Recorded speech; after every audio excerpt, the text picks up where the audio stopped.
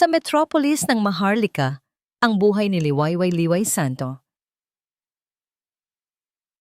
ay parang isang maayos na pinta, mayaman sa kulay, puno ng ilaw, at walang bahid ng kapintasan. Sa isang marangyang bahay sa isang eksklusibong komunidad, ang bawat umaga ay nagsisimula sa isang sulyap sa kanyang pinakamamahal na asawa, si Sinag Nagy Ocampo.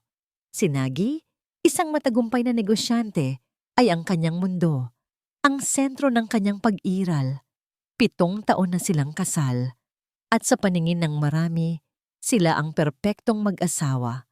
Nang araw na yon, isang Huwebes, nagising si Liwayway na may ngiti sa labi. Ang sikat ng araw ay dumadaloy sa malalaking bintana ng kanilang silid. Nagbibigay liwanag sa makintab na sahig at sa mga mamahaling dekorasyon. Ang amoy ng kape at bagong lutong tinapay ay pumupuno sa kusina na parang laging handa sa isang magazine shoot. Nagmamadali siyang bumangon, nag-ayos ng sarili at lumusong sa ibaba. "Good morning, mahal!"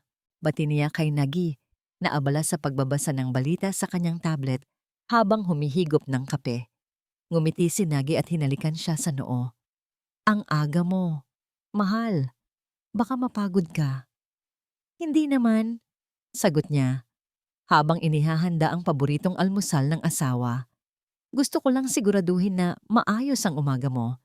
Ito ang kanyang mantra, ang kanyang pangako sa sarili, ang maging perpektong asawa para kay Nagy.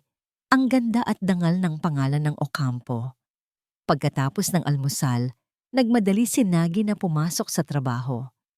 Nagpaalam ito sa kanya ng isang mabilis na halik at paalala na mag-ingat. Pinanood ni Liwayway ang kanyang asawa habang papaalis ito sakay ng mamahaling kotse. Pagbalik niya sa loob ng bahay, nakita niya ang tablet ni Nagy na naiwan sa mesa. "Naku, makakalimutin talaga," bulong niya sa sarili habang kukunin ang tablet. Ang tanging layunin niya ay ilagay ito sa tamang lalagyan o kaya'y iihabililin sa driver para ibalik kay Nagy. Ngunit bago pa niya magawa yon, nag-flash ang screen. May bagong notification mula sa isang messaging app. "Amihan, miss na kita, Nagy ko. Kita tayo mamaya sa usual spot." Ang nanaya ang ngiti ni Liwayway ay unti-unting napawi. Ang kanyang puso ay parang bumagsak mula sa matayog na tore. Hindi siya nagkamali sa pagbabasa. Nagy ko. Hindi niya kilala ang numero, pero ang pangalang Amihan. May kumiliti sa kanyang alaala. Sa pagnanais na sana'y nagkamali lang siya o isang joke ng kaibigan, dahan-dahan niyang binuksan ang app. Ang dami ng mensahe. Hindi lang isa, hindi lang dalawa, kundi sunod-sunod na palitan ng matatamis na salita at mga plano. "Nagy, hindi na ako makapaghintay na mayakap ka. Ang bango mo pa rin, Mimi, Amihan. Ikaw din, aking sikat. Bakit ba ang tagal ng oras pag wala ka?" Ang mundo ni Liwayway ay umikot at ang kanyang mga tuhod ay nanghina. Ang liwanag ng araw na kanina'y nagbibigay ningning sa kanyang umaga ay tila biglang naglaho, napalitan ng isang madilim na anino. Ang amoy ng kape ay nagmukhang amoy ng isang bagay na nasunog. Mimi. Kaya pala pamilyar ang pangalan. Amihan Mimi Cruz, ang kanyang dating kaibigan noong kolehiyo. Isang sikat na modelo ngayon na nakikita niya sa mga billboard at TV commercials. Hindi sila nagkikita madalas, pero ang kanilang pagkakaibigan ay tila matibay. O kaya'y akala lang niya. Isang matalim na kirot ang bumalot sa kanyang dibdib. Hindi lang simpleng panloloko ang nakita niya. Ito ay isang relasyon na may lalim, may pagmamahal, at may lihim na pinagtataguan. Bakit? Bakit ang kanyang asawa, ang kanyang Nagy, ay gagawa ng ganito? At bakit si Amihan, ang kanyang kaibigan? Nagmadali siyang humarap sa salamin, tiningnan ang sarili. Ang kanyang mukha ay maputla, ang mga matay nangingilid sa luha. Para siyang isang estranghero sa sarili niyang katawan. Ang buong 7 taon ng kanyang kasal, ang lahat ng pagmamahal na kanyang ibinigay, ang lahat ng sakripisyo. Isa lang ba itong malaking kasinungalingan? Narinig niya ang pagpihit ng doorknob. Sinagi, nakalimutan ang kanyang importanteng folder. Mabilis niyang isinara ang tablet, pilit na pinakalma ang sarili. Hindi niya pwedeng ipakita na may alam siya. Hindi pa. Pumasok si Nagi, ngumiti. Naiwan ko pala ang folder ko. Thanks, mahal. Kinuha nito ang folder at tiningnan ang tablet. Ay, naiwan ko rin to. Thanks, sweetheart. Negi, sweetheart. Mga salitang dati nagpapatibok ng kanyang puso, ngayon ay parang patalim na bumaon sa kanyang kalamnan. Pilit siyang ngumiti, kahit na parang may pumupunit sa loob niya. Pagkaalis ni Nagi, napaupo si Liwayway sa sahig, umiiyak ng tahimik. Ang mga luha ay umaagos, walang tigil. Ang mga kamay niya'y nanginginig, habang dahan-dahan niyang binuksan muli ang tablet.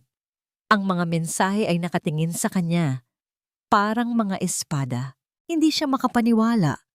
Kinopya niya ang ilan sa mga mensahe sa kanyang sariling telepono. Nagbabaka sakaling panaginip lang ito. Ngunit ang mga salita ay totoo, masakit at nakakasira. Amihan, Nagi ko. Nagi, Mimi. Sa paghahanap niya ng kaganapan, lihim niyang ni-research si Amihan Cruz sa internet. Lumabas ang mga glamorous shots nito, ang mga patalastas, ang mga interview. Ang ganda ni Amihan ay walang kupas at sa bawat ngiti nito sa screen, parang may kung anong sumasabunot sa puso ni Liwayway. Ngunit ang mas nagpalala sa kanyang sakit ay ang isang lumang larawan sa isang article tungkol sa career ni Amihan.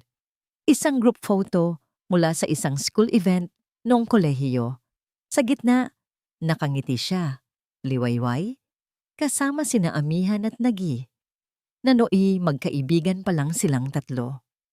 Hindi niya alam kung anong matinding pagtataksil ang mas masakit, ang asawa niya o ang kaibigan niya.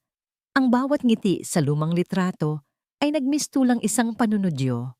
Naalala niya ang mga araw na kasama silang tatlo. Nagtatawanan, nagkukwentuhan, nagpaplano ng kinabukasan. Si Amihan pa nga ang nagpakilala sa kanila ni Nagi. Paano nagawang tapakan ni Amihan ang kanilang pinagsamahan? Paano nagawang durugin ni Nagi ang kanyang tiwala? Binalik niya ang tingin sa mga mensahe sa tablet, ang matatamis na tawagan, ang mga pangako, ang paghahanap ng usual spot. Sa bawat salita, parang may kung anong gumuguhit sa kanyang puso. Ito ay hindi lamang isang simpleng paglalandi. Ito ay isang matagal ng relasyon na lihim na umuusbong sa ilalim ng kanyang ilong habang siya ay nagpapakaperpektong asawa. Napahawak siya sa kanyang tiyan.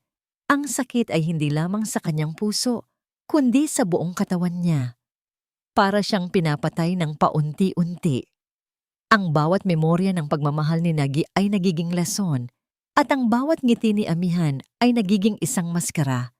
Bigla siyang nakaramdam ng matinding galit, galit sa kanilang dalawa. Galit sa sarili niya dahil sa pagiging bulag. Galit sa mundo dahil sa pagiging napakasakit ng katotohanan. Ngunit sa likod ng galit ay ang mas matinding pighati. Ang kanyang pamilya, ang kanyang mga pangarap. Ang lahat ay tila gumuho sa isang iglap. Hindi niya alam kung gaano katagal siyang nakatulala sa tablet. Ang kanyang mga mata ay nanlalabo na sa dami ng luhang umaagos. Ang hininga niya ay naging mabigat, parang may nakadagan sa kanyang dibdib. Hindi niya alam kung paano siya babangon, kung paano siya magpapatuloy. Sa wakas, pinunasan niya ang kanyang mga luha. Kahit na alam niyang patuloy itong aagos. Kinuha niya ang tablet at ipinosisyon sa isang paraan na parang naglalaro lang siya. Hindi pa ito ang panahon para harapin sila. Hindi pa siya handa. Kailangan niyang mag-isip, magplano. Ngunit ang isang tanong ay patuloy na bumubulong sa kanyang isip. Nagpapahirap sa bawat paghinga. Tinitigan niya ang larawan ni Amihan sa screen. Isang patak ng luha ang dahan-dahang gumulong sa kanyang pisngi. Bakit? Amihan. Kinabukasan, ang marangyang bahay ng mga Ocampo ay naging isang teatro ng pagkukunwari. Bawat sulok ay tila may anino, at ang bawat tunog ay parang isang bulong ng panunumbat. Si Liwayway ay gumalaw na parang isang multo sa sarili niyang tahanan. Ang kanyang mga ngiti ay kasing nipis ng salamin, handang mabasag anumang sandali. Ang bigat sa kanyang dibdib ay hindi nawala. Sa halip, ito'y naging isang malamig at matigas na bato na humaharang sa bawat paghinga niya. Maghapon siyang nag-isip. Paano niya haharapin si Nagi? Sasabog ba siya sa galit? Magmamakaawa ba siyang sabihin ang totoo? Ang bawat senaryo sa kanyang isip ay nagtatapos sa isang pader ng kawalan. Alam niya, sa kaibuturan ng kanyang puso, na ang pag-uusap na ito ay magbabago ng lahat. Nang marinig niya ang ugong ng sasakyan ni Nagi sa garahe, ang kanyang puso ay nagsimulang tumibok ng napakabilis. Huminga siya ng malalim, pinapakalma ang sarili.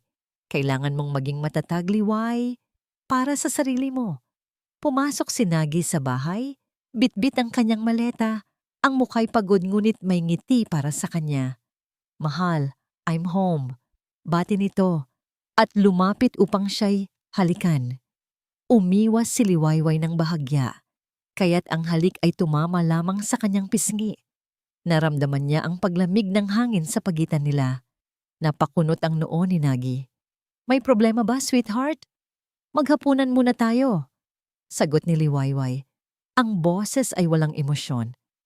May kailangan tayong pag-usapan. Sa hapagkainan, ang katahimikan ay halos nakakabingi. Ang tunog lamang ng kanilang mga kubyertos ang maririnig. Pinagmasdan ni Liwayway ang kanyang asawa, ang lalaking minahal niya ng buong puso, ang lalaking pinagkatiwalaan niya ng kanyang buhay. Paano niya nagawang paglaruan ng puso niya ng ganito? Hindi na niya natiis. Ibinaba niya ang kanyang tinidor at kutsara. Nagi, simula ni Iya, ang boses ay nanginginig ngunit may diin. Nakita ko ang tablet mo kahapon. Ang mga mensahe. Saglit na natigilan si Nagi. Isang mabilis na kislap ng gulat ang dumaan sa kanyang mga mata bago ito napalitan ng isang kalmadong ekspresyon. Yun ba? Sabi niya, na para bang isang maliit na bagay lang yon. Mahal, huwag mong intindihin yun. Kaibigan ko lang si Amihan. Alam mo naman, she's a model.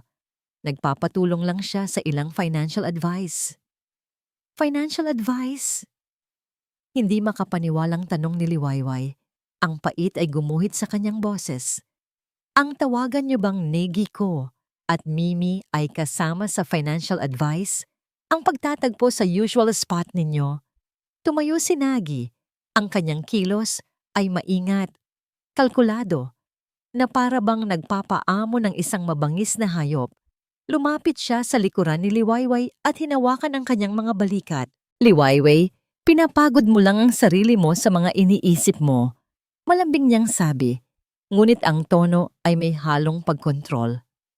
You're overthinking things. Pinagdududahan mo ba ako pagkatapos ng 7 taon? Ikaw lang ang mahal ko. Ang kanyang mga salita ay perpektong binalangkas para lituhin siya, para iparamdam sa kanya na siya ang nagkakamali, na siya ang wala sa katwiran. Gaslighting, ito ang ginagawa niya. Gustong maniwala ng isang bahagi ng puso ni Liwayway, ang bahaging desperadong kumakapit sa kanilang pagsasama. Ngunit ang sakit ng katotohanan ay mas malakas. Bago pa siya makasagot, isang matigas na boses ang pumuno sa silid. Ano itong naririnig kong sigawan? Pumasok si Doña Diwa Alcantara. Ang kanyang presensya ay kasing lamig ng hangin sa Disyembre. Ang kanyang mga mata ay matalim, direktang nakatuon kay Liwayway na para bang siya ang tanging may kasalanan sa lahat. Mama! Bati ni Nagi, agad na lumayo kay Liwayway. Wala po ito. Isang maliit na hindi pagkakaunawaan lang. Ngumisi si Doña Diwa, isang ngisi na hindi umabot sa kanyang mga mata. Hindi pagkakaunawaan. Hija, sabi niya, ang tingin ay nanunuot sa kaluluwa ni Liwayway. Sa isang pamilyang tulad natin, walang lugar para sa mga hindi pagkakaunawaan na maaaring magdulot ng iskandalo, lalo na kung galing sa mga walang basehang hinala. Ramdam ni Liwayway ang panggigipit. Hindi lang si Nagi ang kalaban niya, kundi ang buong pamilya Ocampo at ang imaheng pilit nilang pinoprotektahan. Pero tita, Doña Diwa, pagtatama nito sa kanya, at pakinggan mo ako, Liwayway.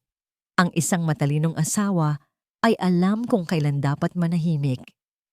Alam niya kung paano protektahan ang pangalan ng kanyang pamilya. Isipin mo ang reputasyon ni Nagi. Isipin mo ang negosyo. Ang lahat ng pinaghirapan namin. Sisirain mo ba ang lahat ng yan dahil lang sa isang selos na walang katuturan? Habang nagsasalita si Doña Diwa, ang alaala ni Amihan ay muling sumagi sa isip ni Liwayway. Ang kanilang tawanan sa ilalim ng puno noong kolehiyo, ang mga pangarap na kanilang pinagsaluhan. Ang sakit ay dumoble, trumiple, isang pagtataksil mula sa asawa at isang pagtataksil mula sa isang tinuring niyang kapatid. Natahimik si Liwayway. Ang kanyang dila ay parang naparalisa. Paano siya lalaban sa 2 taong sanay magsinungaling at magpaikot ng katotohanan? Naramdaman niyang lumiit ang kanyang pagkatao na parabang ang kanyang nararamdaman ay walang halaga kumpara sa pangalan at yaman ng mga Ocampo. Lumapit si Doña Diwa at hinawakan ang kamay niya. Ang pagkakahawak nito ay mahigpit, isang babala na nakabalat kayo sa 1 kilos ng pag-unawa. Huwag kang mag-alala, aayusin namin ito ni Nagi. Manahimik ka na lang. Iyon ang pinakamabuting gawin. Pagkatapos ay bumaling ito kay Nagi. At ikaw, mag-usap tayo sa opisina ko. Ngayon din. Naiwan si Liwayway na mag-isa sa malawak na hapagkainan, napapaligiran ng karangyaan na ngayon ay tila isang ginintuang kulungan. Ang kanyang pag-asa na makausap ng maayos si Nagi ay naglaho, pinalitan ng isang mas malinaw na katotohanan. Sa laban na ito, siya ay nag-iisa. Hinawakan ni Doña Diwa ang braso ni Liwayway bago tuluyang umalis. Ang kanyang boses ay isang malamig na bulong. Tandaan mo, Liwayway, ang pangalan ng Ocampo ay hindi basta-basta madudungisan. At sa mga salitang iyon, naramdaman ni Liwayway ang pagkalunod. Hindi sa luha, kundi sa anino ng pagpapanggap na bumabalot sa buong kabahayan. Lumipas ang mga araw na parang mga anino. Bawat isa'y mas madilim kaysa sa nauna. Ang bahay ng mga Ocampo ay naging isang malamig na palasyo kung saan si Liwayway ay gumaganap bilang reyna na walang kapangyarihan.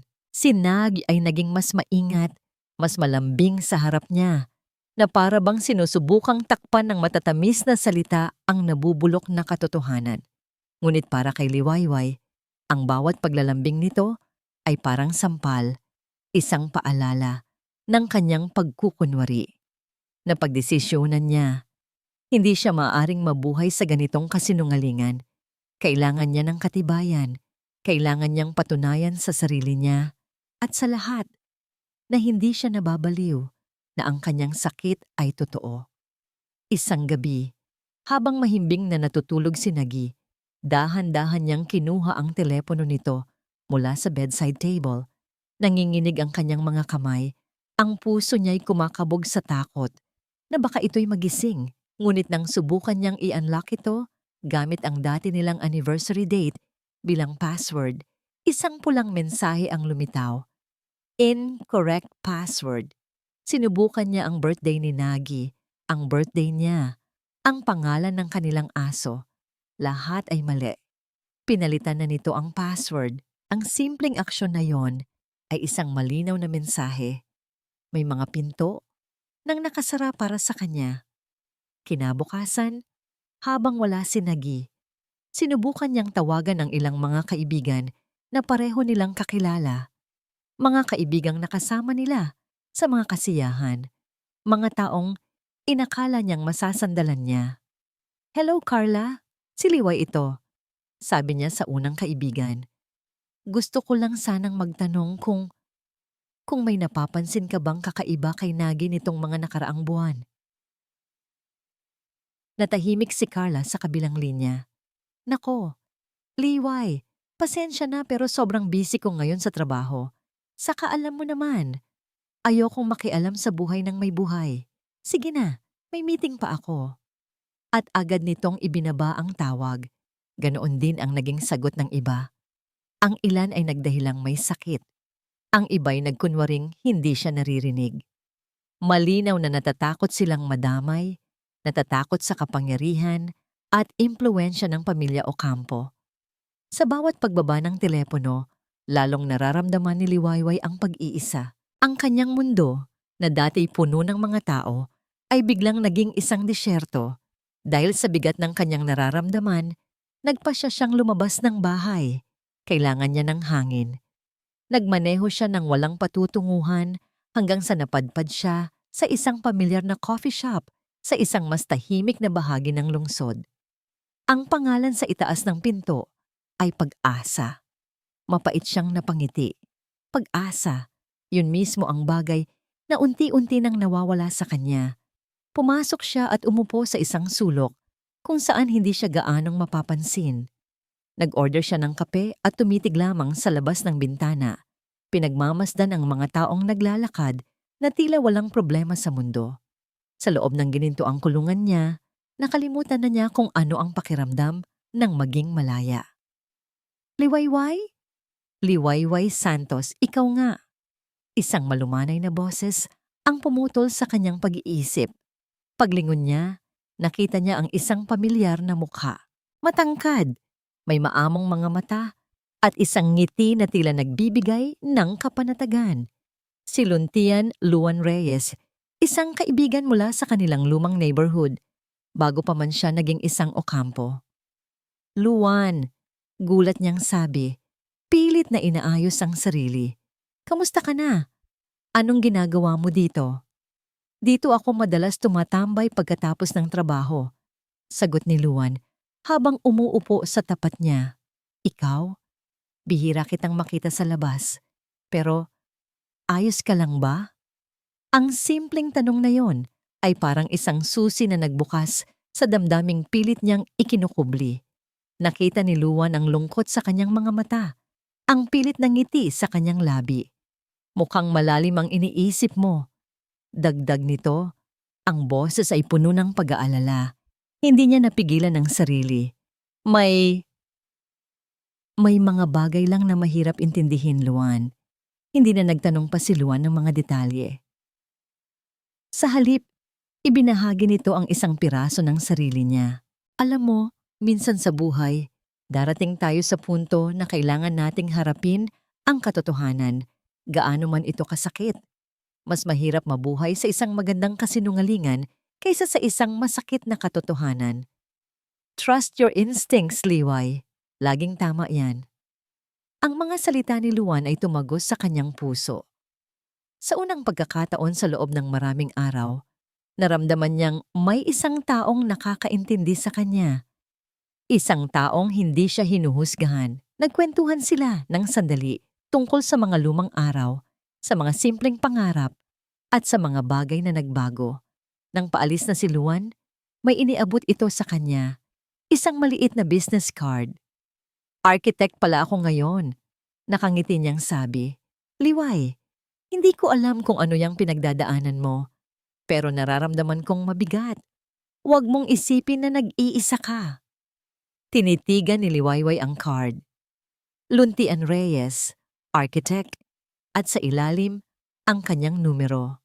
"Kung kailangan mo ng kausap o anumang tulong," sabi ni Luan, ang kanyang mga mata ay puno ng sinseridad. "Huwag kang mag-atubiling tumawag." Naiwan si Liwayway na hawak-hawak ang maliit na piraso ng papel. Hindi ito isang solusyon, hindi nito mabubura ang sakit. Ngunit sa gitna ng kadiliman, ito ay isang maliit na kislap ng liwanag, isang pag-asa. Ang business card ni Luan ay naging isang anting-anting para kay Liwayway. Isang paalala na sa gitna ng malawak na karagatan ng pag-iisa, may isang isla, gaano man kaliit, na maaari niyang pag-apakan. Hindi pa niya ito tinatawagan, ngunit ang kaalaman na mayroon siyang pagpipilian ay nagbigay sa kanya ng kakaibang lakas. Ang lakas na ito ang kanyang naging baluti nang dumating ang imbitasyon para sa taunang charity ball na inorganisa ng kumpanya ng mga Ocampo. Kailangan nating pumunta, mahal. Importante ito para sa imahe ng pamilya, sabi ni Nagi habang inaayos ang kanyang kurbata sa harap ng salamin. Imahe! Bulong ni Liwayway sa sarili. Puno ng pait. Sa loob ng ilang linggo, iyon na lang ang naririnig niya. Imahe, reputasyon, pangalan.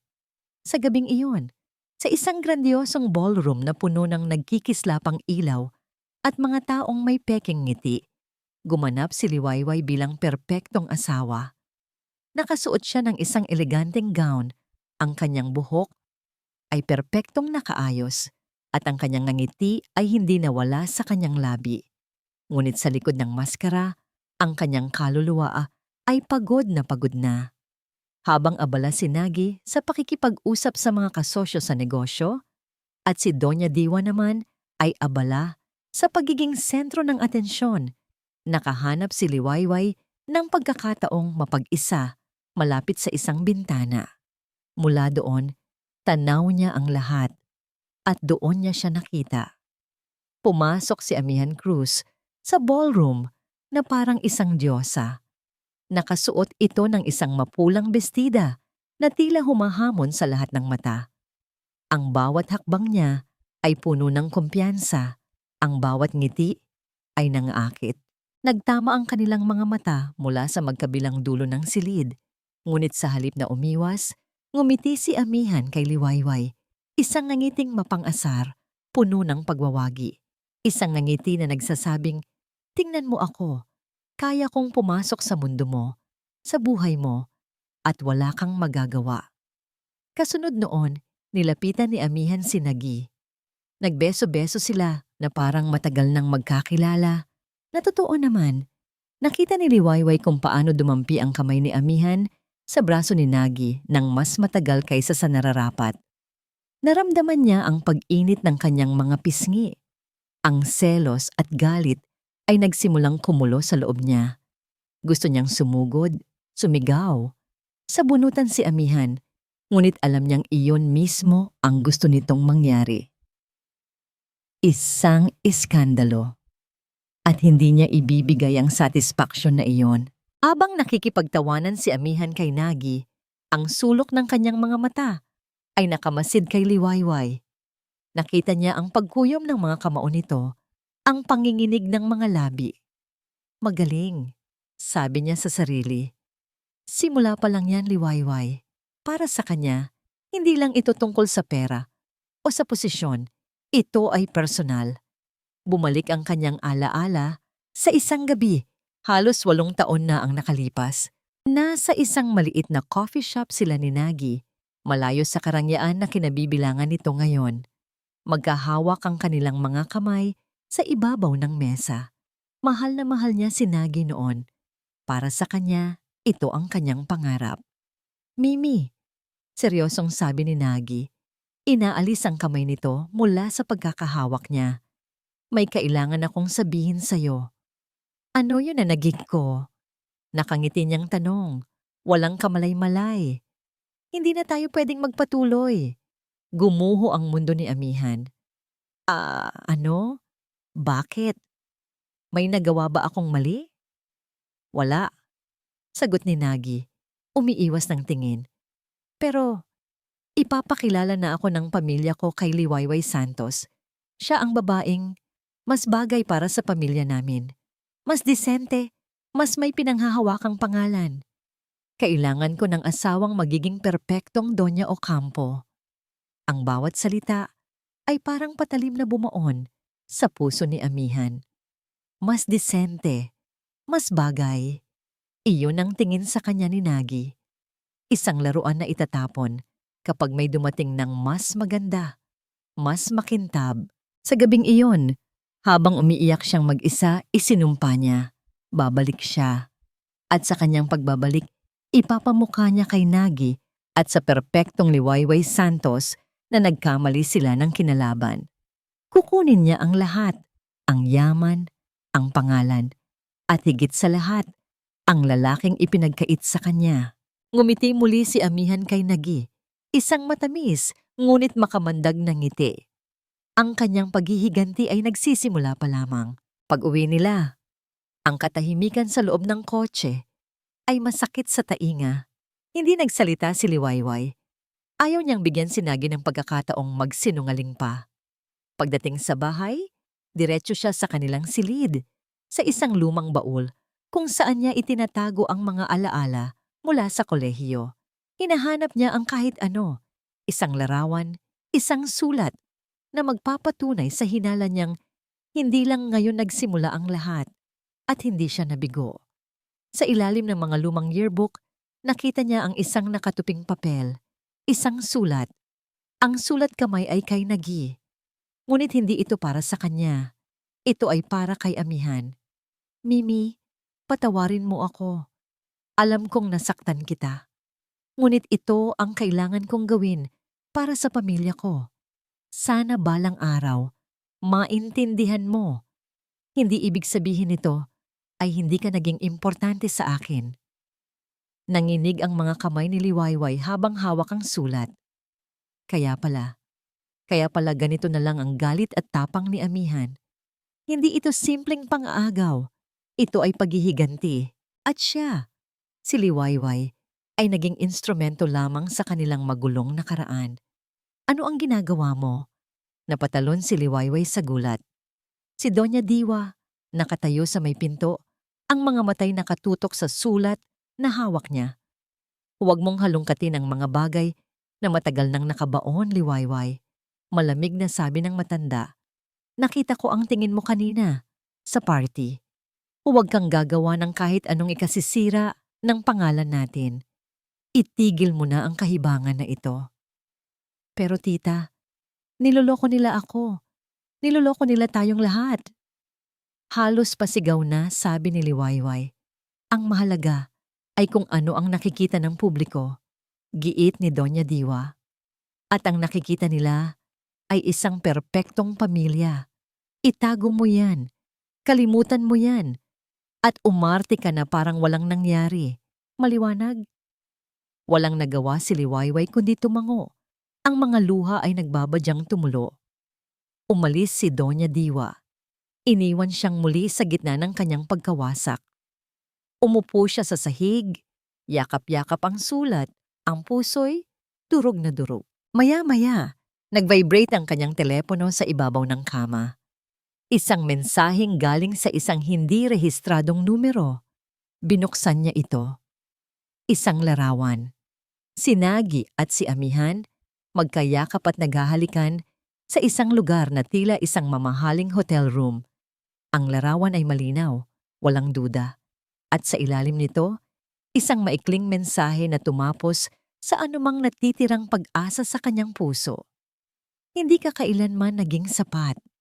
Ang larawan sa kanyang telepono ay naging isang laso na dahan-dahang kumakalat sa kanyang sistema. Hindi na ito isang simpleng hinala. Ito na ang katotohanan, hubad at brutal. Ang mga salitang, hindi ka kailanman naging sapat, ay umalingaw-ngaw sa kanyang isipan, buong magdamag. Isang hatol na binitiwan ng babaeng umagaw sa kanyang asawa at winasak ang kanyang mundo. Tapos na ang pag-iyak. Ang pighati ay napalitan ng isang malamig at matigas na desisyon. Hindi na siya mananatili sa bahay na ito. Hindi na siya magpapanggap na masaya. Hindi na siya magiging palamuti lamang sa pangalan ng mga Ocampo. Kailangan niyang umalis. Ngunit alam niyang hindi ito magiging madali. Ang mga Ocampo ay makapangyarihan. Hindi nila siya basta-basta hahayaang umalis. Dala ang kanilang mga sikreto. Kailangan niya ng legal na paraan. Kailangan niya ng annulment. Kinabukasan, habang nasa opisina si Nagi, lihim na naghahanap si Liwayway ng isang abogado. Isang abogado na hindi konektado sa kanilang social circle, isang taong hindi matatakot sa anino ng pangalan ng kanyang biyenan. Nakahanap siya ng isang maliit ngunit respetadong law firm sa kabilang bahagi ng lungsod. Ang pangalan sa pinto ay Romero and Associates Law Offices. Sa loob ng opisina ni Attorney David Romero, isang lalaking nasa kalagitnaan ng edad na may seryosong mukha. Naramdaman ni Liwayway ang kaba. Ito na ang unang hakbang. Dahan-dahan niyang inilatag ang kanyang mga ebidensya sa ibabaw ng makintab na mesa. Ang kopya ng sulat ni Nagy para kay amihan at ang malinaw na larawan na ipinadala sa kanya. Tinitigan ni Attorney Romero ang mga ito ng matagal. Pagkatapos ay tumingin ito sa kanya, ang mga matay puno ng propesyonal na simpatya. Ginang Ocampo, malumanay nitong sabi, ito ay malinaw na kaso ng psychological incapacity at adultery. Mabigat ang laban, lalo na't kalaban natin ang isang makapangyarihang pamilya, ngunit ang batas ay nasa panig mo. May karapatan kang lumaya. Sa unang pagkakataon, sa loob ng mahabang panahon, nakaramdam si Liwayway ng isang kislap ng pag-asa. Mayroon palang kakampi sa kanya. Mayroon palang batas na poprotekta sa kanya. Gagawin ko po ang lahat, attorney. Ang gusto ko lang ay matapos na ito. Sige, Ginang Ocampo. Simulan na natin ang paghahanda ng petisyon. Tatawagan kita sa mga susunod na araw para sa mga updates. Sabi ng abogado na may kumpiyansa sa kanyang boses. Umalis si Liwayway sa opisina na may bahagyang gaan sa kanyang dibdib. Mayroon na siyang plano, mayroon na siyang panlaban. Ngunit ang pag-asang iyon ay hindi nagtagal. Makalipas ang 2 araw, nakatanggap siya ng tawag mula sa opisina ni Attorney Romero. Ngunit hindi ang abogado ang nakausap niya, kundi ang sekretarya nito. Ma'am Liwayway, pasensya na po. Sabi ng babae sa kabilang linya. Ang boses ay halatang hindi komportable. Hindi na po matutuloy ni Attorney Romero ang paghawak sa kaso ninyo. May biglaan po kasing personal na problema. Ano? Gulat na tanong ni Liwayway. Anong problema? Pwede ko ba siyang makausap? Naku ko, pasensya na po talaga ma'am. Hindi na raw po siya available. Ibabalik na lang po namin ang ibinayad ninyo. At bago pa man siya makapagtanong muli, ibinaba na ang telepono. Napaupo si Liwayway, ang telepono ay nanginginig sa kanyang kamay. Hindi siya tanga. Walang personal na problema. Isa lang ang ibig sabihin nito. Nakarating na sa kanila. Nakarating na kay Doña Diwa. Ang galamay ng kanyang biyenan ay mas mahaba at mas makapangyarihan kaysa sa inaakala niya. Ang pag-asa ay muling naging desperasyon. Ang pakiramdam na nakakakulong ay bumalik. Mas masikip, mas nakakasakal. Kinagabihan, habang nag-iisa siya sa sala, tahimik na bumukas ang pinto. Pumasok si Doña Diwa. Ang kanyang mukha ay kasing tigas ng marmol. Ang kanyang mga mata ay nag-aapoy sa malamig na galit. Talaga palang matigas ang ulo mo.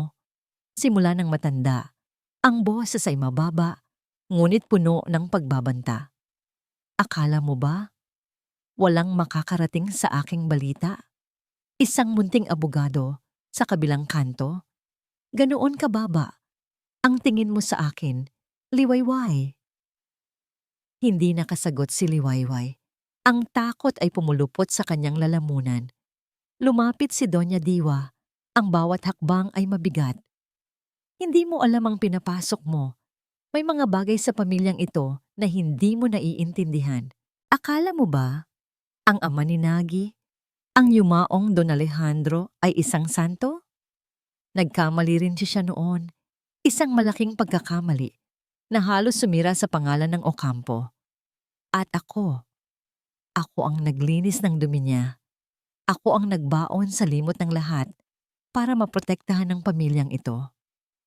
Hindi ko hahayaan na ang isang maliit na alitan ninyo ni Nagy ang muling magkalat ng dumi sa pangalang pinaghirapan kong linisin.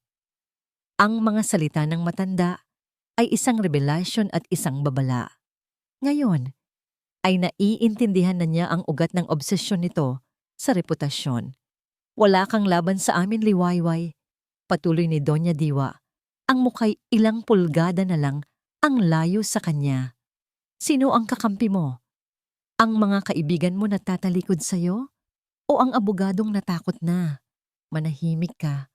Umarte ka na parang walang nangyari. Iyon lang ang tanging paraan para hindi ka masaktan. Tumalikod na si Doña Diwa at nagsimulang maglakad paalis. Ngunit bago ito tuluyang lumabas ng pinto, huminto ito at lumingon sa huling pagkakataon.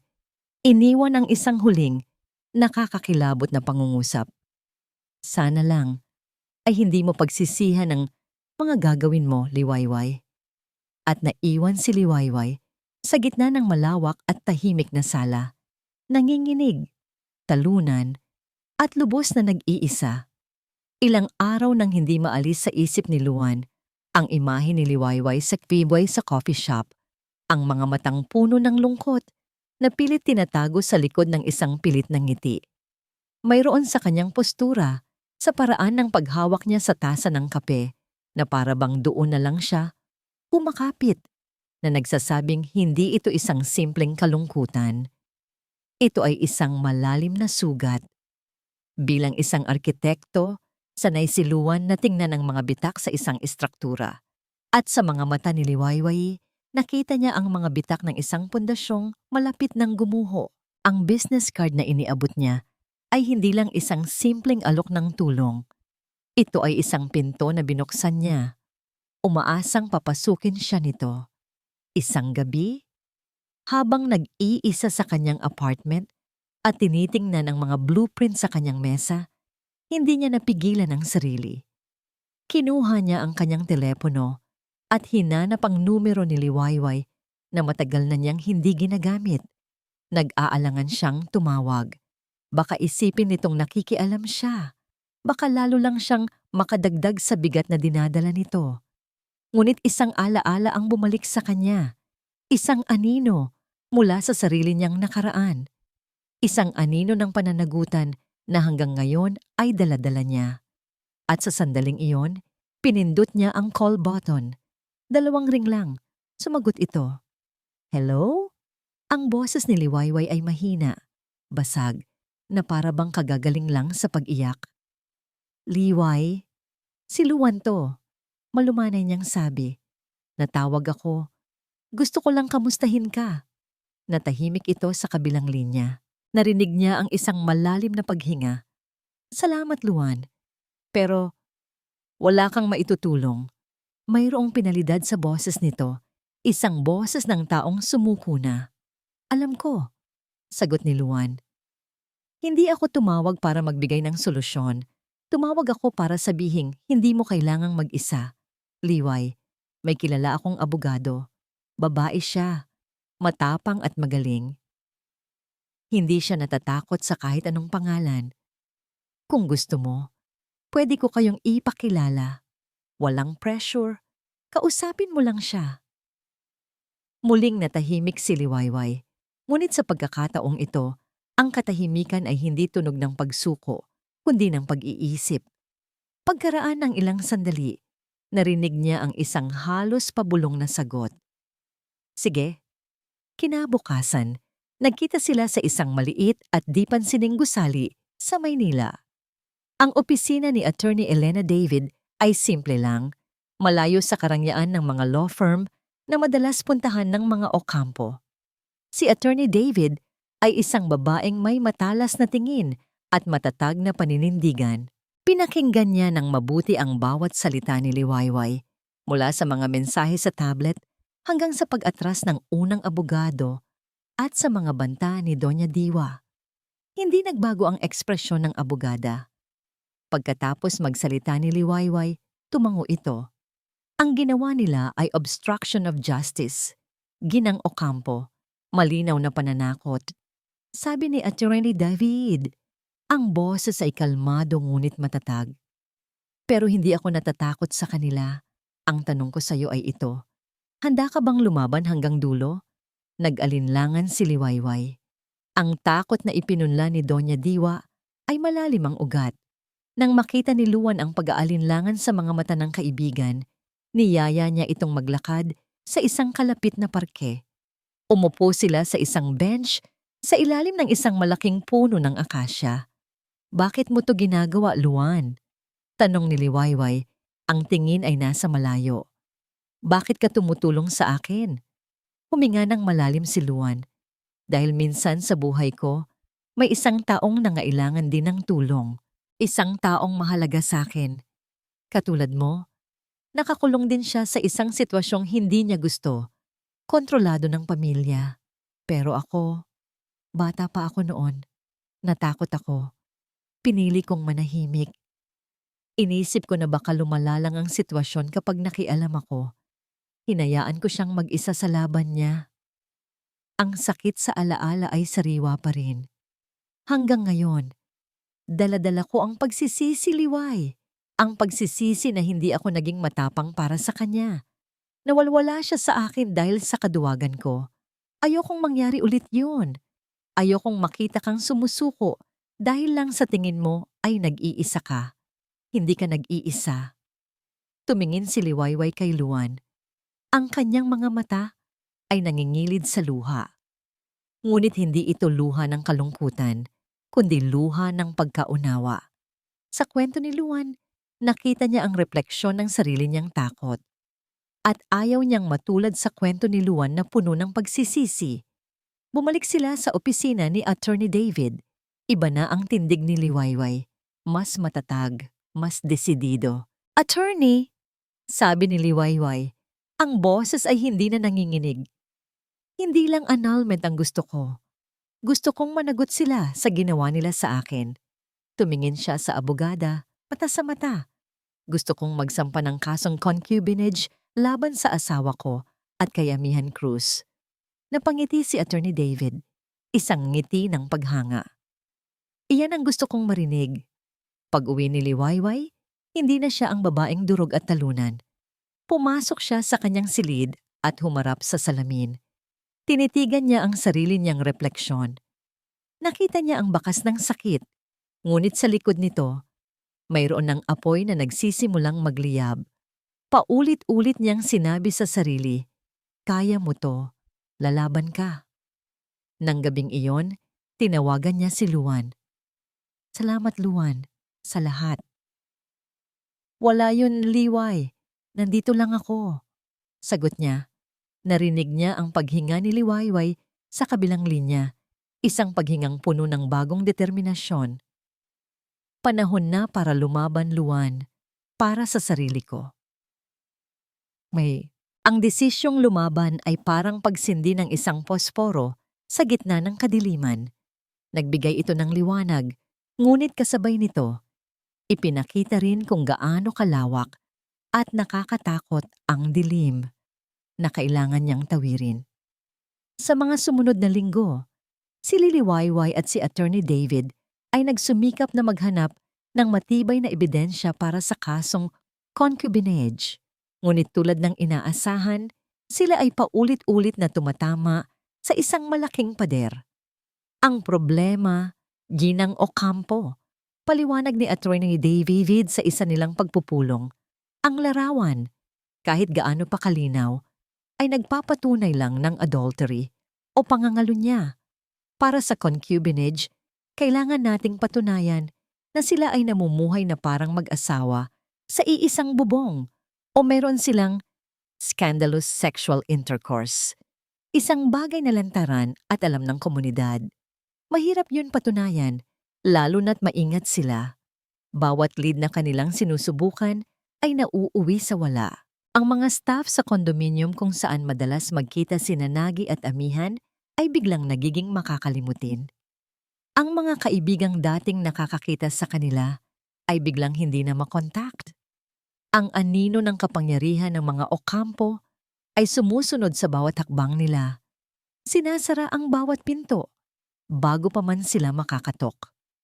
Unti-unting bumabalik ang bigat sa dibdib ni Liwayway. Ang tapang na naramdaman niya ay dahan-dahang kinakain ng frustrasyon. Babalik na naman ba siya sa simula?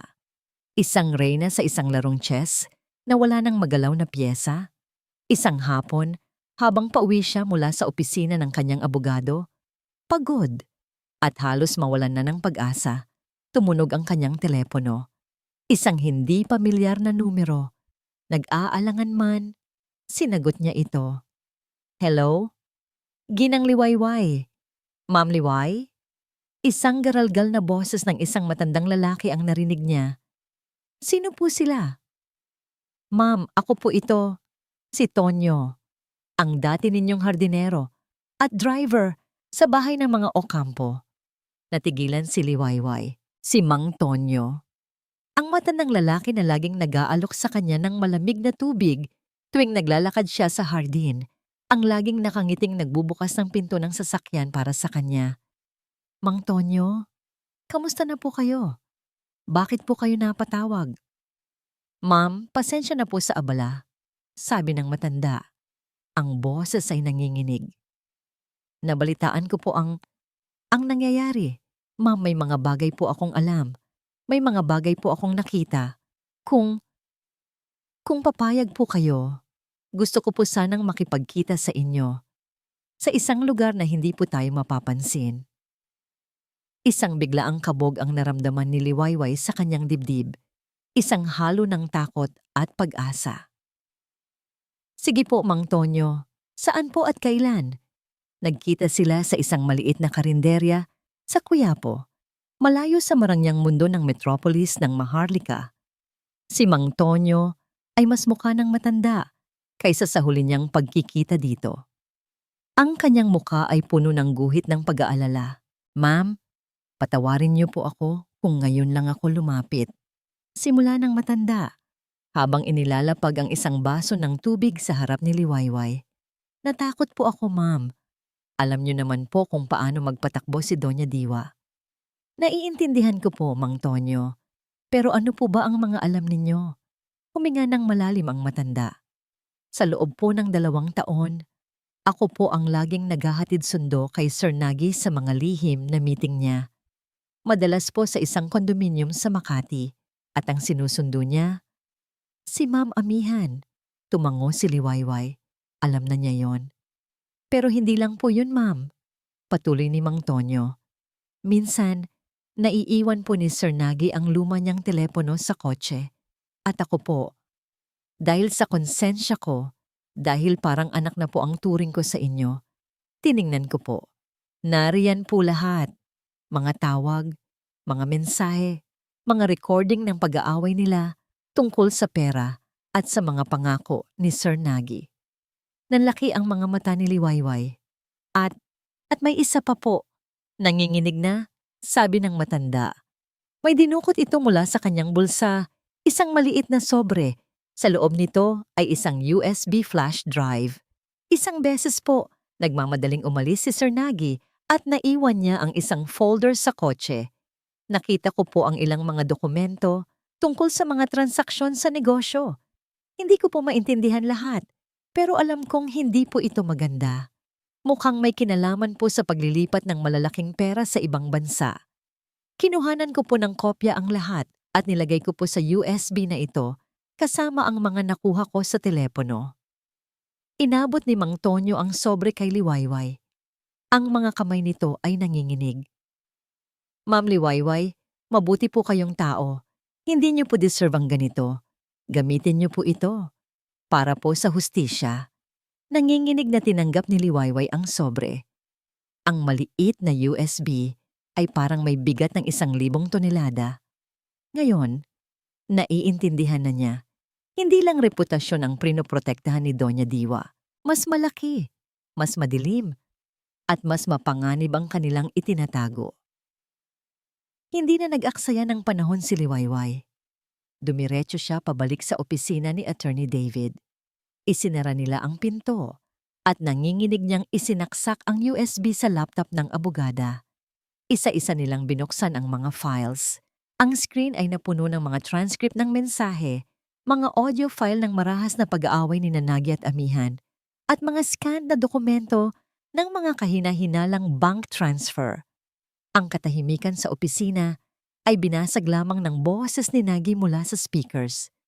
Isang boses na puno ng kasinungalingan, galit at pagbabanta. Nanlalaki ang mga mata ni Attorney David. Ang kanyang profesional na kalma ay napalitan ng purong pagkabigla. Tumingin siya kay Liwayway pag-asa. Pagkatapos ay sa screen at pabalik ulit kay Liwayway. Isinara niya ang laptop. Huminga siya ng malalim na parabang sinusubukang iproseso ang lahat ng kanyang nakita at narinig. Liwayway, sabi niya, ang boses ay puno ng bagong bigat at determinasyon. Tinitigan niya ang USB na parang isang sagradong armas. Ito ang magpapabagsak sa kanila. Ang araw ng paglilitis ay dumating na parang isang bagyo. Walang ingay sa simula, ngunit ramdam ang bigat ng hangin at ang paparating na unos. Pagpasok ni Liwayway sa gusali ng korte, kasama si Attorney David at si Luan na tahimik na nakasuporta sa kanyang likuran, para siyang pumasok sa isang arena. Ang bawat tingin mula sa mga taong naroroon ay parang isang matulis na sibat. Ang iba'y may halong awa, ang iba'y puno ng mapanghusgang kuryosidad. Sa loob ng silid hukuman, ang lamig ng aircon ay tila tumatagos hanggang sa kanyang mga buto. Sa kabilang panig, nakaupo ang pamilya Ocampo. Si Nagi ay nakasuot ng isang mamahaling suit, ang kanyang anyo ay kalmado at kagalang-galang na para bang isa lamang siyang biktima ng isang mapanirang akusasyon. Sa tabi niya, si Doña Diwa ay nakatayo na, parang isang reyna sa kanyang trono. Ang kanyang mga mata ay matalas at walang bahid ng anumang takot, tanging purong paghamak lamang para kay Liwayway. Si Amihan ay nasa likuran nila, nakasuot ng simpleng damit. Ang muka'y nakayuko na para bang siya ang tunay na naapi. Nag-umpisa ang paglilitis. Ang abogado ng mga Ocampo, isang tanyag at makapal na lalaki na nagngangalang Attorney Fortalejo, ay tumayo ng may buong kumpiyansa.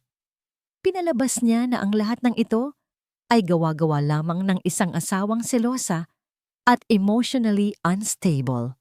Bawat salita niya ay dinisenyo para sirain ang kredibilidad ni Liwayway. Nang tawagin si Liwayway sa witness stand, ang kanyang mga tuhod ay nanginginig. Ngunit nang makita niya ang determinadong mukha ni Attorney David at ang tahimik na pagtango ni Luan mula sa audience, humugot siya ng lakas. Ang kanyang boses ay hindi nanginig nang isalaysay niya ang kanyang panig. Ang pagkatuklas sa mga mensahe, ang mga kasinungalingan ni Nagi, at ang pananakot ni Doña Diwa. Objection, Your Honor. Hearsay! Malakas na sabi ni Attorney Fortalejo. Paulit-ulit na ginawa ito ng abogado.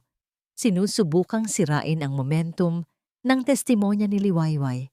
Ngunit nanatiling matatag si Attorney David. Nang si Amihan na ang tinawag sa stand, ang kanyang pagkukunwari ay perpekto.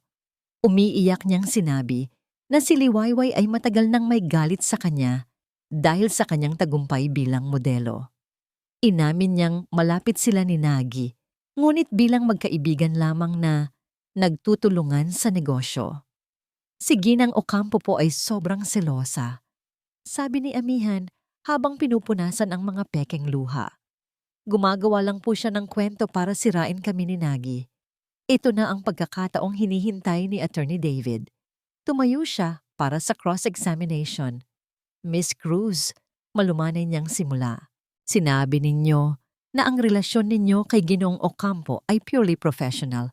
Tama po ba? Opo, Attorney. Mabilis na sagot ni Amihan.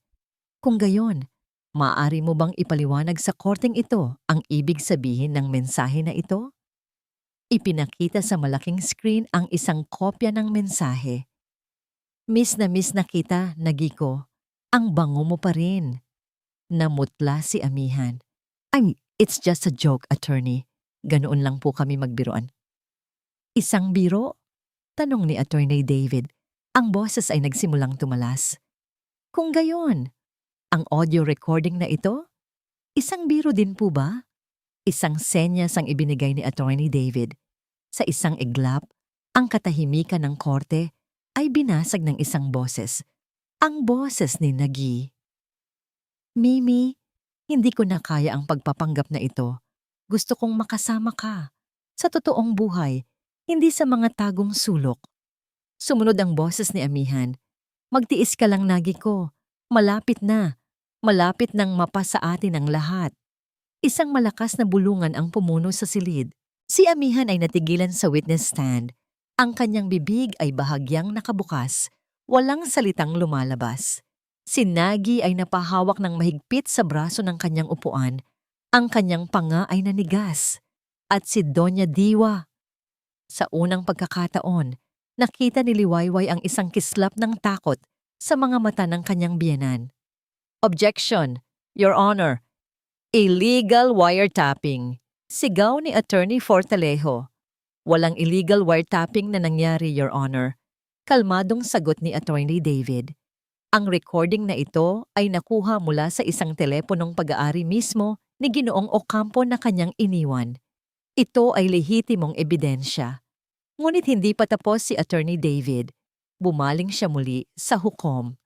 Your Honor, ang mga ebidensyang ito ay nagpapatunay lamang ng imoralidad.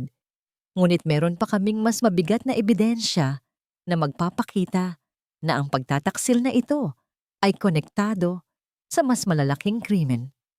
Nagulat ang lahat, maging si Liwayway. Ipinipresenta namin na sa korte ang mga dokumento na nagpapakita ng sunod-sunod na bank transfers mula sa isang subsidiary ng Ocampo Corporation patungo sa isang offshore account. Isang account na nakapangalan sa isang Amelia C. Cruz.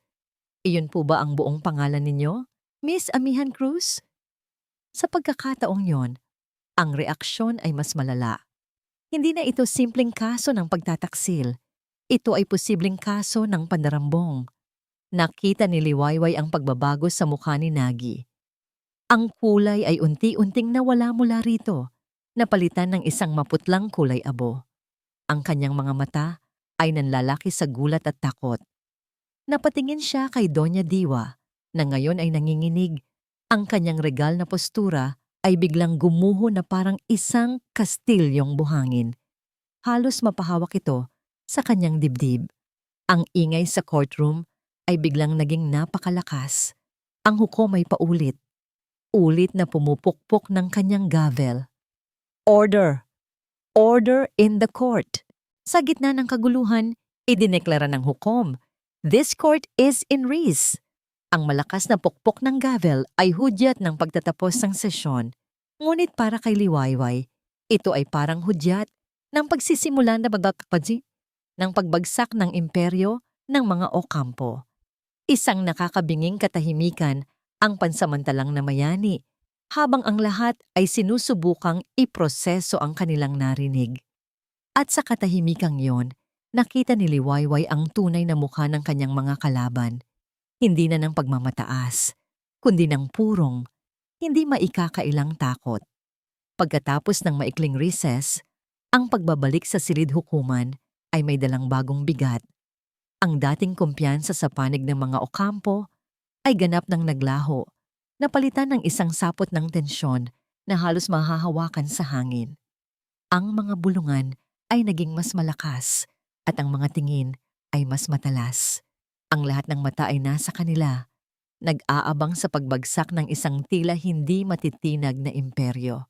Si Nagi ay hindi na mapakali sa kanyang upuan. Ang kanyang mamahaling suit ay tila biglang naging sobrang sikip. Ang kanyang noo ay pinagpapawisan at ang kanyang mga mata ay ligaw na lumilibot na para bang naghahanap ng isang daan palabas na hindi na umiiral. Si Doña Diwa ay nakaupo ng tuwid na tuwid. Ngunit ang kanyang mga kamay na mahigpit na magkahawak sa ibabaw ng kanyang kandungan ay nagpapakita ng kanyang panginginig. Ang maskara ng pagiging kalmado ay nagsisimula ng magkabitak-bitak. The court will now resume its session, anunsyo ng hukom. Ang kanyang boses ay umalingaw-ngaw sa nakabibinging katahimikan. The prosecution may call its next witness. Tumayo si Attorney David. Ang kanyang mukha ay seryoso at walang emosyon. We call Mr. Sinag Ocampo to the witness stand. Isang kolektibong paghinga ang narinig sa buong silid.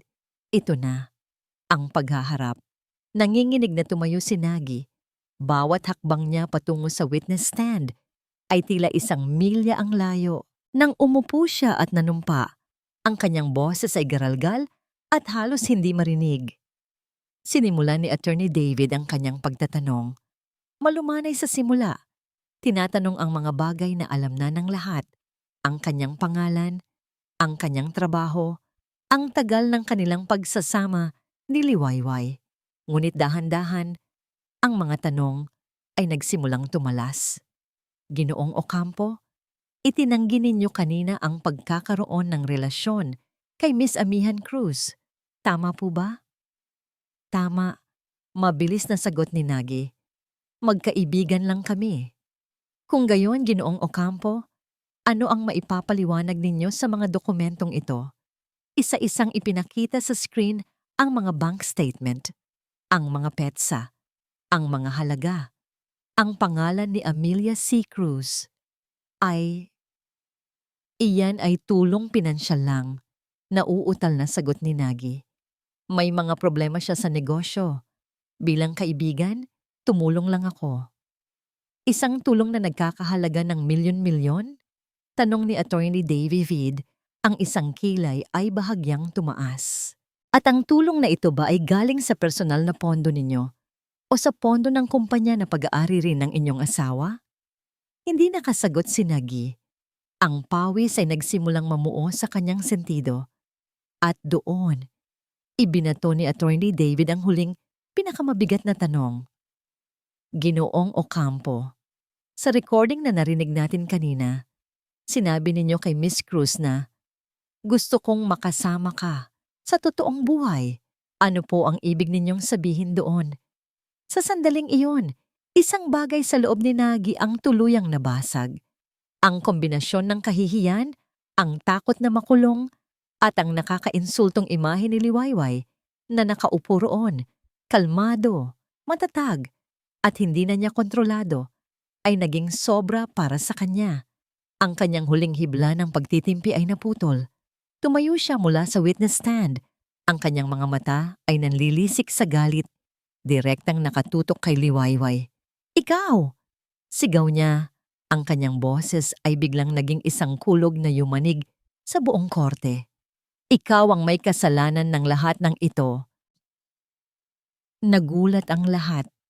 Maging ang hukomay natigilan.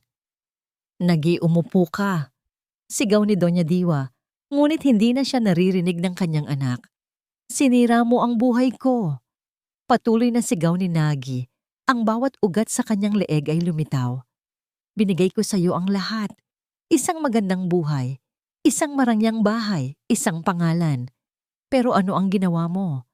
Para sa isang maliit na pagkakamali, sisirain mo ang lahat ng pinaghirapan ko, ang lahat ng pinaghirapan ng pamilya ko. Ang kanyang mga salita ay isang hindi direktang pag-amin. Isang pag-amin na isinilang mula sa purong galit at pagkamuhi. Wala kang utang na loob, dinuro niya si Liwayway. Kung sana naging mas mabuting asawa ka lang. Kung sana hindi ka laging naghahanap ng mali. Hindi sana ako napilitang humanap ng iba. Sa sandaling iyon, ang maskara ni Sinag Nagy Ocampo, ang maginoo, ang matagumpay na negosyante, ang mapagmahal na asawa, ay tuluyang gumuho. Ang nakatayo ngayon sa harap ng lahat ay isang lalaking desperado, makasarili, at puno ng kasinungalingan. 2 bailiff ang mabilis na lumapit para pigilan siya, ngunit huli na ang lahat. Ang pinsala ay nagawa na. Napatingin si Liwayway kay Doña Diwa.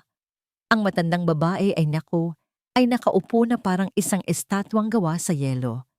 Ang kanyang mukha ay walang emosyon, ngunit ang isang butil ng luha ay dahan-dahang gumulong mula sa kanyang mata. Ito ang kanyang pinakamatinding bangungot.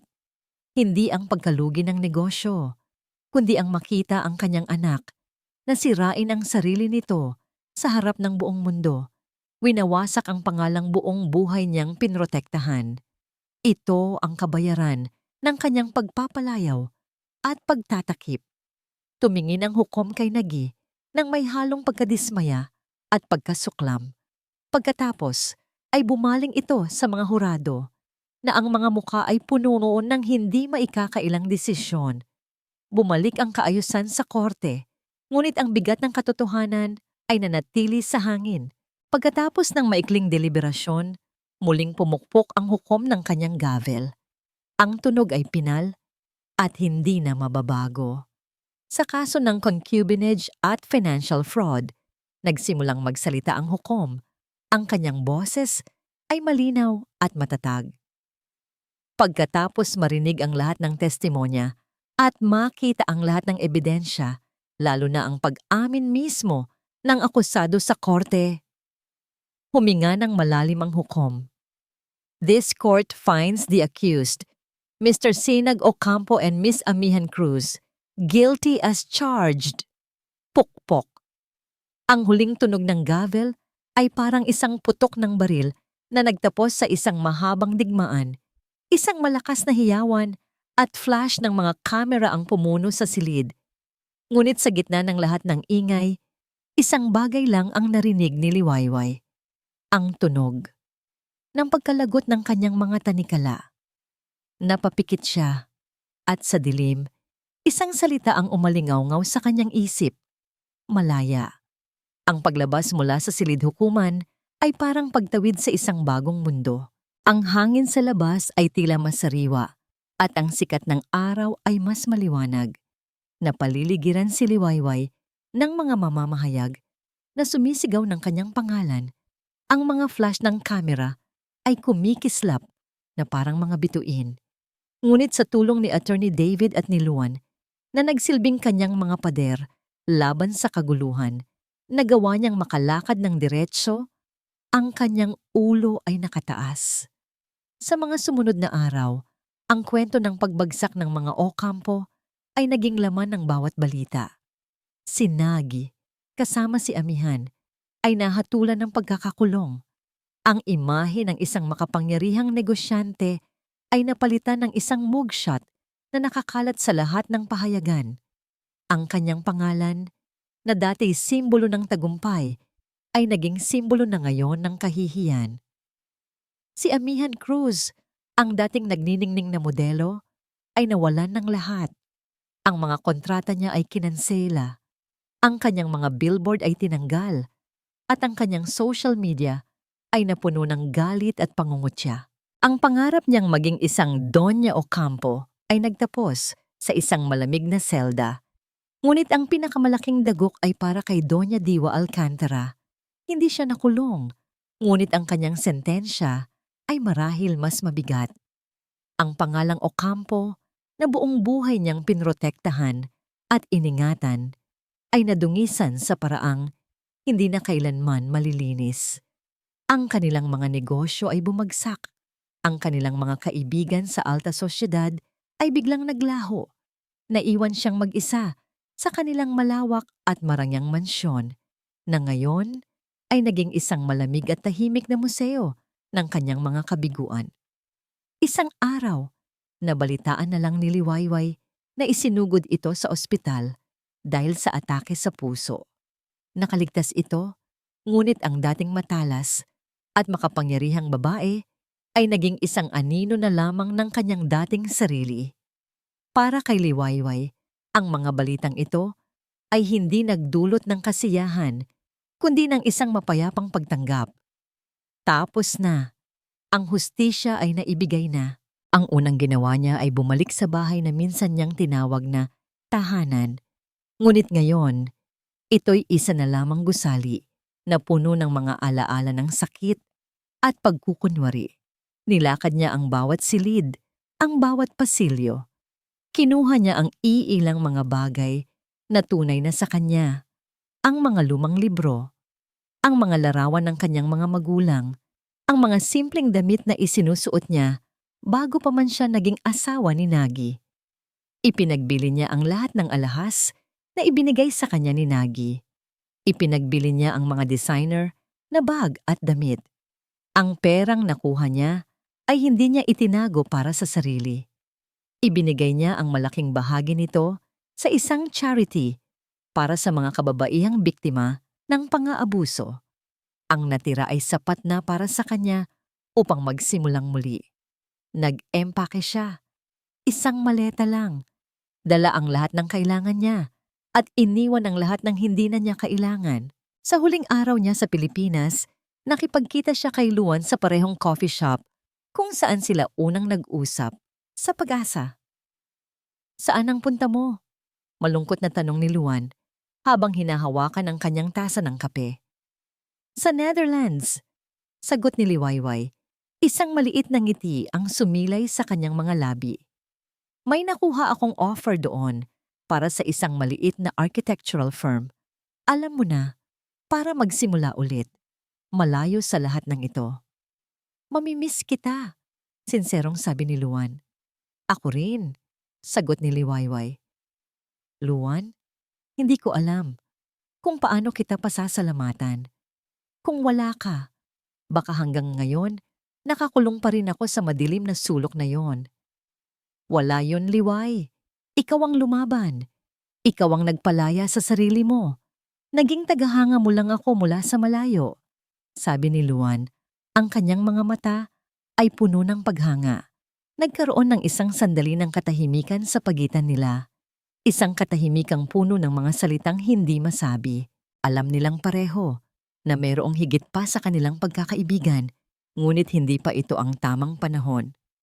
"Mag-iingat ka doon ha," sabi ni Luan. "Ikaw din," sagot ni Liwayway. "Sulat ka, paminsan-minsan." "Oo naman," pangako ni Luan. "Hindi kita kakalimutan." Sa paliparan, habang naghihintay siyang tawagin ang kanyang flight, tinitigan ni Liwayway ang kanyang pasaporte. Sa ilalim ng kanyang pangalan, Liwayway Santos, wala ng Ocampo. Siya na ulit ang sarili niya. Nang tawagin ang kanyang flight, tumayo siya ng walang pag-aalinlangan. Bawat hakbang niya palayo sa gate ay isang hakbang palayo sa kanyang masakit na nakaraan. Habang dahan-dahang umaangat ang eroplano, tiningnan niya mula sa bintana ang metropolis ng Maharlika. Ang mga ilaw ng syudad ay kumikinang sa dilim, parang mga hiyas. Ngunit para sa kanya, ang mga ito ay mga paalala na lamang ng isang buhay na hindi na niya babalikan. Sa pag-angat ng eroplano sa mga ulap, ipinikit niya ang kanyang mga mata. Isang bagong kabanata ang nag-aabang. Hindi niya alam kung ano ang dadalhin nito, kung magiging madali o mahirap. Ngunit sa unang pagkakataon, sa loob ng maraming taon, naramdaman niya ang tunay na kapayapaan. Ang puso niya ay nasugatan, ngunit hindi na ito nakakadena. At sa katahimikan ng kalangitan, isang tanong ang pumasok sa kanyang isip. Hindi na, "Bakit?" kundi, "Ano ang susunod?" Ang tanong na yon ay hindi nagdulot ng takot, kundi ng isang pambihirang kagalakan. Malaya na siyang hanapin ang sagot. 5 taon. Ang 5 taon ay parang isang mahabang ilog na umagos, tinangay ang mga latak ng nakaraan at nag-iwan ng isang malinis at matabang lupa. Sa isang tahimik at kaakit-akit na lungsod sa Netherlands, kung saan ang mga bisikleta ang hari ng kalsada at ang mga kanal ay sumasalamin sa makukulay na bahay, natagpuan ni Liwayway Santos ang kanyang bagong simula. Ang kanyang bagong bukang liwayway, hindi na siya ang ginang Ocampo na nakatira sa isang ginintuang hawla. Ngayon, isa na siyang respetadong project designer sa isang kilalang architectural firm. Ang kanyang mga araw ay puno ng mga blueprints, mga sukat at ang amoy ng bagong gawang kape. Nakatira siya sa isang maliit, ngunit komportableng apartment na may tanawin ng isang tahimik na kanal, kung saan tuwing umaga ay pinapanood niya ang mga bibe na lumalangoy. Ang buhay niya ay simple, payapa, at higit sa lahat, tunay na sa kanya.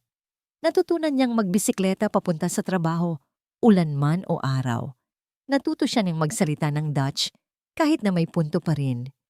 Natuklasan niya ang kasiyahan sa pag-aalaga ng mga halaman sa kanyang munting balkonahe at ang kapayapaan sa pagbabasa ng libro habang umuulan sa labas. Siya ay naging isang babaeng buo, malaya, at kontento. Ngunit may mga gabi, kapag ang katahimikan ay masyadong malalim at ang lamig ng Europa ay tila tumatagos sa kanyang mga bintana na hindi niya maiwasang maalala. Hindi na ang sakit, kundi ang mga aral. Ang mga peklat sa kanyang puso ay naroon pa rin, ngunit hindi na ito kumikirot. Sila'y mga paalala na lamang ng isang digmaang kanyang ipinanalo. Isang hapon, habang nag-aayos siya ng kanyang mga gamit, nakita niya ang isang maliit na kahon sa ilalim ng kanyang kama. Sa loob nito ay ang mga liham mula kay Luan. Sa loob ng 5 taon, hindi sila nawalan ng komunikasyon. Ang kanilang mga sulat, na nagsimula bilang simpleng kamustahan, ay naging isang malalim na koneksyon. Sa mga papel na yon, ibinahagi nila ang kanilang mga pangarap, ang kanilang mga takot, at ang kanilang mga munting tagumpay. Kinuha niya ang pinakahuling liham na dumating noong nakaraang linggo. Binuksan niya ito at binasa muli. Liway, kamusta ka na? Dito sa Maynila, mainit pa rin. Parehong init na nagpapaalala sa akin ng kape sa Pag-asa.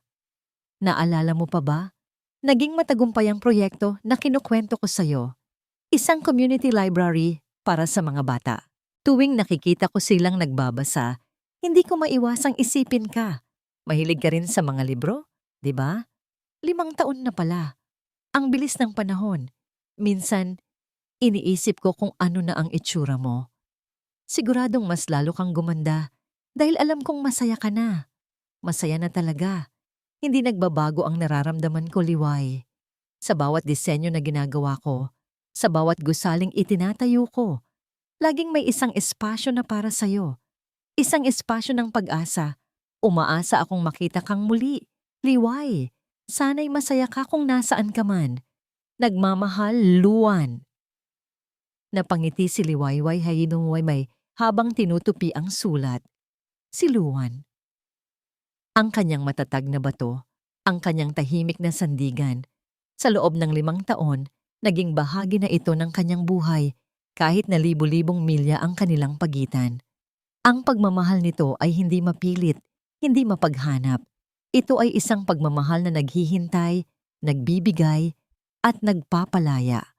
Tumayo siya at lumapit sa bintana. Pinagmasdan niya ang papalubog na araw, ang kulay kahel na langit na humahalik sa mga bubong ng Amsterdam. Napakaganda, napakatahimik.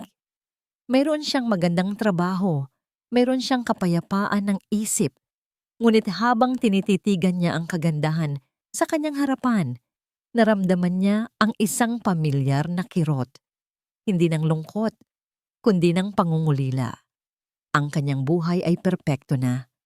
Ngunit alam niyang may isang piraso pa rin na kulang para ito'y maging buo. Ang pirasong yon ay wala sa Netherlands. Ito ay nasa Pilipinas, naghihintay sa anyo ng isang lalaking sumusulat ng mga liham na puno ng pag-asa. Napapikit siya at huminga ng malalim. 5 taon na siyang nagpapagaling. 5 taon na siyang nagtatayo ng kanyang bagong mundo. Siguro, panahon na para umuwi. Ang desisyon na bumalik ay hindi madali, ngunit tama. Sa kanyang pag-uwi, hindi niya sinabi kay Luan. Gusto niya itong sorpresahin. Gusto niyang makita sa personal na mga mata nito ang sagot sa lahat ng liham na ipinadala nito sa kanya. Paglapag ng eroplano sa Maynila, isang pamilyar na init ang sumalubong kay Liwayway. Ang init na dating nagpapaalala sa kanya ng kanyang bilangguan, ngayon ay parang isang mainit na yakap ng pagbabalik. Nagbago na ang syudad, ngunit mas malaki ang pagbabagong nangyari sa loob niya. Hindi na siya ang babaeng durog na umalis, 5 taon na ang nakalipas. Umuwi siya bilang isang babaeng buo. Kinabukasan, pumunta siya sa community library na idinisenyo ni Luan, isang magandang gusali na gawa sa salamin at kahoy na papaligiran ng mga puno. Mula sa labas, nakita niya si Luan sa loob, abala sa pag-aayos ng mga libro sa isang estante. habang nakikipagtawanan sa mga bata. Ang kanyang buhok ay medyo humaba at mayroon na siyang ilang guhit ng pagod sa kanyang mga mata. Ngunit ang kanyang ngiti ay pareho pa rin. Isang ngangiting nagbibigay ng kapayapaan. Huminga ng malalim si Liwayway at pumasok sa loob. Naramdaman ni Luan na may nakatingin sa kanya. Dahan-dahan siyang lumingon at sa pagtama ng kanilang mga mata, ang mundo sa paligid nila ay tila huminto. Ang mga libro, ang mga bata, ang ingay, lahat ay naglaho. Liway? Halos pabulong na sabi ni Luan na para bang hindi siya makapaniwala. Ikaw nga ba yan? Ngumiti si Liwayway, isang ngangiting totoo at walang halong pait. Ako nga, Luan. Umuwi na ako. Binitawan ni Luan ang mga librong hawak niya. Dahan-dahan siyang lumapit na para bang natatakot na baka isa lang itong panaginip at maglalaho si Liwayway kapag kumilos siya ng mabilis. Nang ilang hakbang na lang ang layo nila, tumigil siya. 5 taon, sabi niya. Ang boses ay puno ng emosyon. Sa bawat sulat mo, sinusubukan kong isipin kung ano ang itsura mo. Pero mas maganda ka pa sa lahat ng inisip ko. Ikaw din, sagot ni Liwayway. Hindi ka nagbago.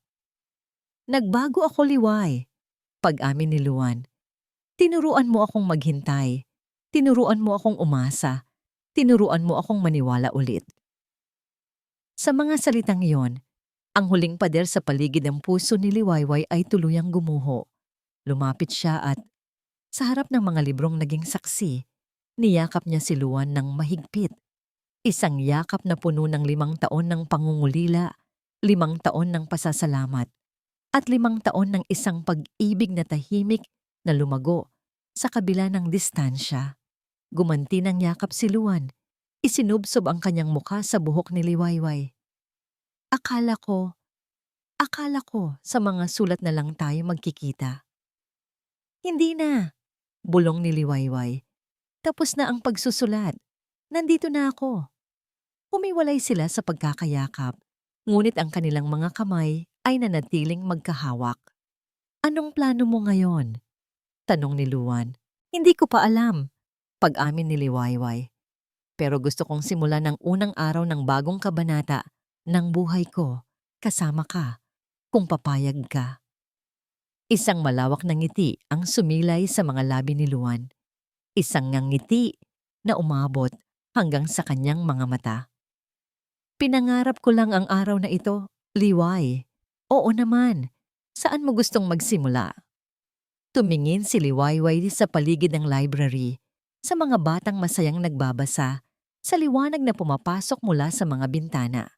Dito, sabi niya, dito sa lugar na puno ng pag-asa na ikaw mismo ang gumawa. Magkahawak kamay silang lumabas ng library at naglakad sa ilalim ng mga puno ng akasya. Ang kanilang kwento ay hindi perpekto. Dumaan ito sa apoy ng pagtataksil, sa bagyo ng kasinungalingan, at sa mahabang disyerto ng pag-iisa. Ngunit sa dulo ng lahat, natagpuan nila ang kanilang daan pabalik sa isa't isa.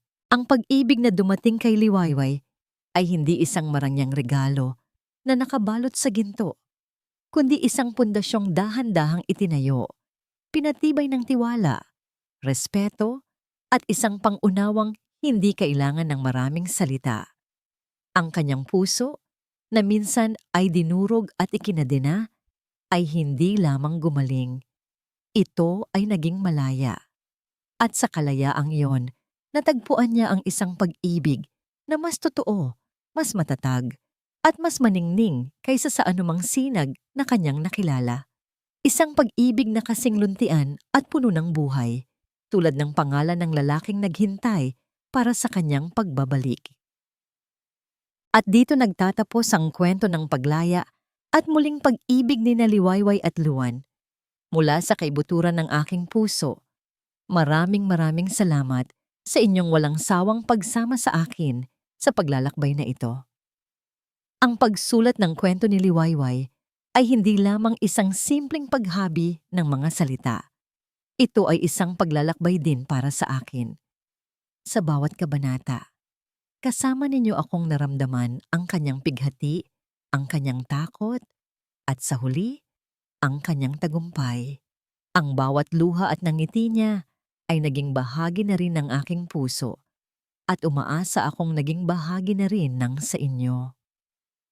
Ang kwentong ito ay isang paalala na ang tunay na pag-ibig ay hindi kailanman nagkukulong.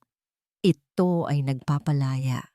Ito ay isang paalala na sa gitna ng pinakamadilim na pagsubok, laging may liwanag ng pag-asa na naghihintay at ang pinakamalaking kalaban natin ay hindi ang mga taong nananakit sa atin, kundi ang takot na nasa loob natin mismo. Ngayon, nais ko namang marinig ang inyong tinig. Ano ang pinakapumatak na aral sa inyo mula sa kwento ni Liwayway? Saang bahagi kayo pinakanaantig o nagalit? Ang inyong mga saloobin at damdamin ay napakahalaga. Hihintayin ko ang inyong mga komento sa ibaba. Hanggang sa muli nating pagkikita sa panibagong kwento. Maraming salamat at lagi ninyong tatandaan na karapat-dapat kayong lumaya at magmahal ng buong buo.